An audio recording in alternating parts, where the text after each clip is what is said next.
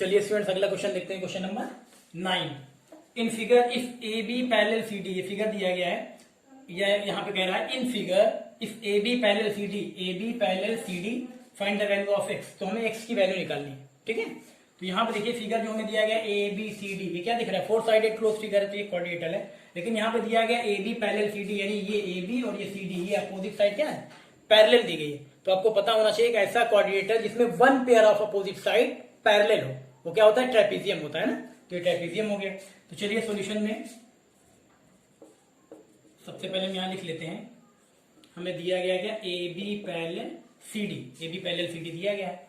तो देखिए यहाँ पे A B parallel C D जब दिया गया है, तो अगर हम ले लें ट्राइंगल, ये वाला ट्राइंगल और ये वाला ट्राइंगल, यानी अपोजिट ट्राइंगल ये ले रहे हैं। एक ट्राइंगल हम ले रहे हैं डी ओ सी ये वाला और बी ओ ए ये वाला, ठीक है। इन दोनों को सिमिलर दिखाते हैं। क्यों सिमिलर दिखा रहे हैं, ताकि रेशियो इक्वल मिल जाए। अभी देखिए सबसे पहले हम लिख लेंगे in triangle D O C, in triangle D O C and triangle B O A, in triangle D O C and triangle B O A. अब यहाँ पे देखिए दोनों को चलिए हम सिमिलर दिखा देते हैं। तो सिमिलर दिखाना हमें सबसे पहले, तो यहाँ पे देखिए ये वाला एंगल देख लीजिए, एंगल डी ओ सी ये एंगल, और एंगल डी ओ सी और एंगल बी ओ ए, वो थोड़ा नीचे कर दें, ये इंटरसेक्टिंग पॉइंट है, ठीक है। ये तो यहाँ पे D O C, angle D O सी ये देखिए, और एंगल बी ओ ए ये देखिए, ये दोनों क्या है, वर्टिकली अपोजिट एंगल, और वर्टिकली अपोजिट एंगल इक्वल होते हैं। तो हम लिख देंगे angle D O C, angle D O C, angle D O C equal to angle B O A, B O A. कैसे है, यहाँ लिख देंगे वर्टिकली अपोजिट एंगल।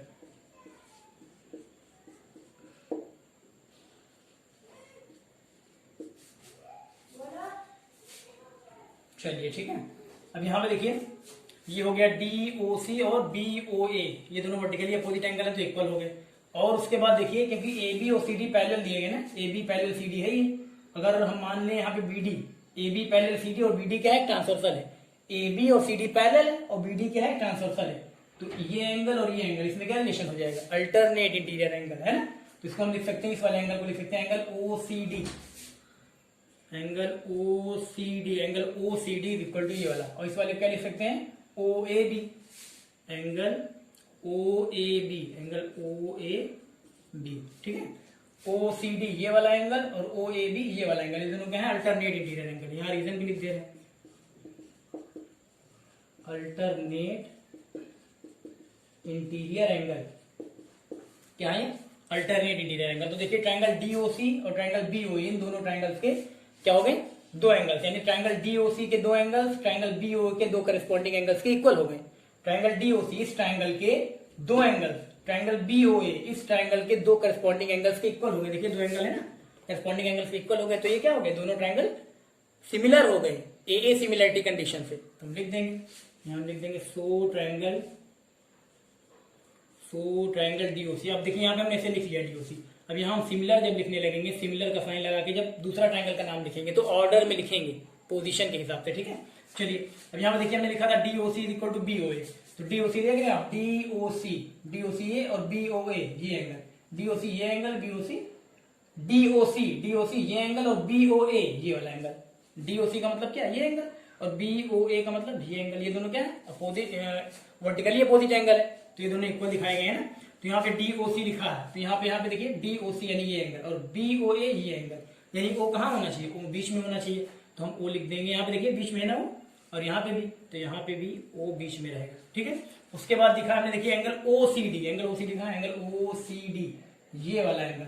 तो दूसरा वाला किसके इक्वल है, ओ ए बी के, एंगल ओ ए बी के, ओ ए बी कहाँ है, यहाँ पे है, यानी अल्टरनेट इंटीरियर एंगल है ना।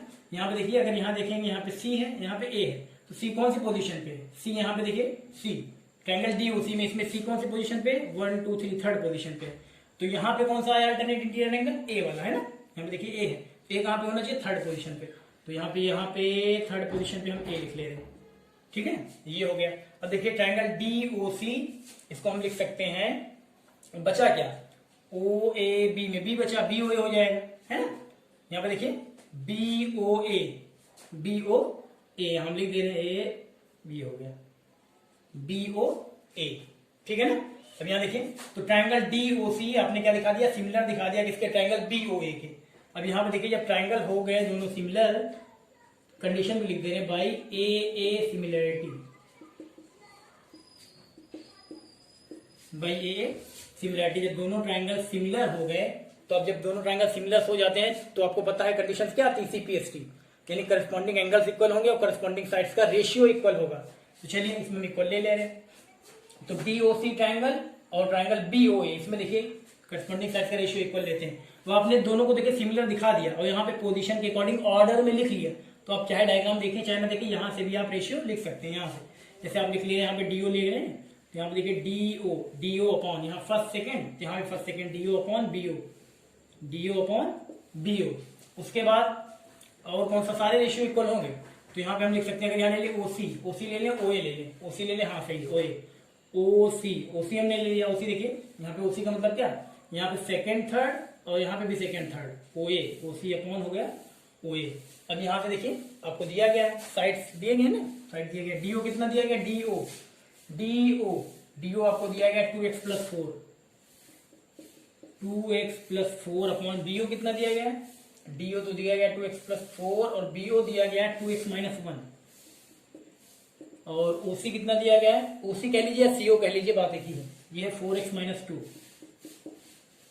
माइनस 2 है ना। और AO दिया गया 5, AO कहिए या OA कहिए। चलिए इसको क्रॉस मल्टीप्लाई कराएंगे तो यहाँ तो आ जाएगा हमारा 5 इंटू 2x प्लस 4, और यहाँ कराएंगे आप क्रॉस मल्टीप्लाई तो 2x माइनस 1 का मल्टीप्लाई होगा 4x माइनस 2 में। चलिए मल्टीप्लाई कराते हैं, 5 टू द 10x यहाँ आ जाएगा प्लस 20, 5 4 द 20 है ना। यहाँ पे कराएंगे, चलिए 2x से पहले कराते हैं तो 4 टू द 8x स्क्वायर आ जाएगा। यहाँ कितना आएगा देखिए 8x स्क्वायर माइनस 4x, फिर माइनस 1 से कराएंगे तो माइनस 4x प्लस 2 ये आ गया। तो यहाँ हो जाएगा 10x plus 20 is equal to 8x square minus 8x plus 2 है ना। तो चलिए यहाँ पे हो जाएगा, देखिए इसको हम सबको एक साइड ट्रांसफर कर लेते हैं। तो ये 8x स्क्वायर है, ये माइनस 8x है ना। इसको लेके जाएंगे, इधर हो जाएगा माइनस 10x, उसके बाद हो जाएगा minus 20 plus 2 is equal to 0। ठीक है, 8x स्क्वायर है, यहाँ पे लिखा रहेगा 8x square minus 18x minus 18 is equal to 0। ठीक है, चलिए इधर सॉल्व कर लेते हैं। अब यहाँ देखिए 8x square minus 18x minus 18 is equal to 0। तो यहाँ पे हम क्या करेंगे, 2 से डिवाइड कर दें, 2 से डिवाइड कर देंगे तो आ जाएगा यहाँ 2 4 द 8 4x स्क्वायर, यहाँ पे आ जाएगा 9x, 2 9 द 18 होता है ना, हाँ यहाँ पे आ गया 9x माइनस यहाँ पे आ जाएगा 9 इज इक्वल टू 0। अब यहाँ पे एक क्वाड्रेटिक इक्वेशन बन गया, तो इसको आप फैक्टराइज कर लीजिए। 4 9 द 36 का ऐसा फैक्टर करिए कि माइनस करने पे 9 आए, माइनस करने पे 9 आए। तो 12 3 द 12 माइनस 3, 12 माइनस 3 आएगा 9 ना। चलिए तो हम लिख लेंगे यहाँ 4x square minus 12 minus 3 into x minus 9 is equal to 0।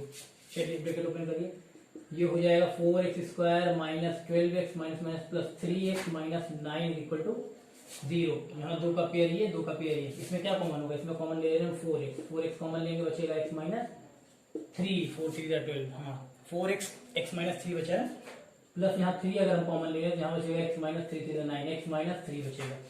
फिर x माइनस 3 फिर से कॉमन ले लें तो x माइनस 3 कॉमन ले लेंगे तो बचेगा 4x plus 3 is equal to 0 बचेगा ना। अब यहाँ पे देखिए, चलिए वैल्यू निकाल लेते हैं। x minus 3 is equal to 0, तो x इज इक्वल टू कितना आ जाएगा, x इज इक्वल टू आ जाएगा 3 है ना। और उसके बाद दूसरा वाला क्या है, इफ दूसरा है 4x प्लस 3, दूसरा है 4x plus 3 is equal to 0, दूसरा है 4x plus 3 is equal to 0। यहाँ से x की वैल्यू निकालेंगे तो आ जाएगा माइनस 3/4। ये साइड नेगेटिव आ गई तो इसको हम नेग्लेक्ट कर दे रहे हैं। ठीक है, नेगेटिव आ गया ना, नेग्लेक्ट कर दे रहे हैं। तो हमें क्या निकालना था यहाँ पे, find the value of x, x की वैल्यू निकालनी थी। ये नेगेटिव आई तो इसको हम नेग्लेक्ट कर देंगे, बाकी वैल्यू क्या आई, x की वैल्यू 3 आएगी, तो x इज इक्वल टू 3 हो जाएगा आपका आंसर। ठीक है, x की वैल्यू चाहिए थी तो x की वैल्यू मिल गई।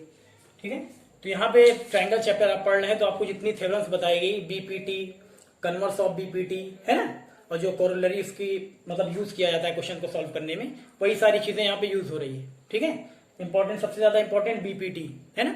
उसके बाद पाइथागोरस थ्योरम पे भी क्वेश्चन आएंगे, कन्वर्स पे भी क्वेश्चन आते रहते हैं, कन्वर्स ऑफ बीपीटी पे। ठीक है, तो ये समझ में आ गया होगा आपको, ऐसे ही कर लीजिए।